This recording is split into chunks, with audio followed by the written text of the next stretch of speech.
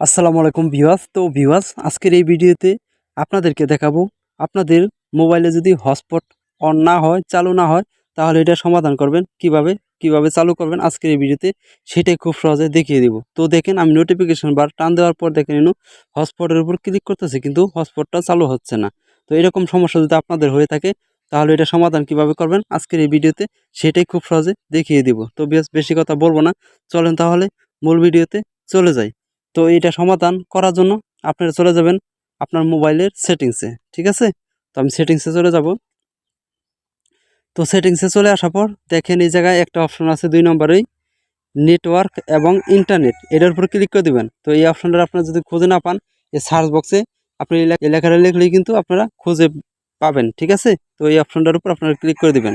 তো ভিউয়ার্স, আপনাদের কাছে ছোট্ট একটি রিকোয়েস্ট, যদি এরকম নতুন নতুন ভিডিও পেতে চান, তাহলে এখনই চ্যানেলটিকে সাবস্ক্রাইব করে পাশে থাকা বেল আইকনটি বাজিয়ে দিবেন। ভিডিওটি ভালো লাগলে একটি লাইক, একটি কমেন্ট করে যাবেন। তো তারপর দেখেন একটু নিচে আসবেন, নিচে আসার পর দেখেন ডাটা সেভার নামে যে লেখাটা থাকবে, এই লেখার উপর ক্লিক করে দিবেন। ঠিক আছে, তো ডাটা সেভার লেখার উপর ক্লিক করার পর দেখেন এই যে এই বাটনটা যে অন করা আছে, এটা অফ করে দিতে হবে। ঠিক আছে, এটা অফ করে দিবেন আপনারা। অফ করলে কিন্তু এটা সমাধান হয়ে যাবে। এটা আপনারা অফ করে দিবেন। ঠিক আছে, অন করা থাকবে। তারপর আপনারা একদম ব্যাগে এসে পড়বেন, একদমই ব্যাগে এসে পড়বেন।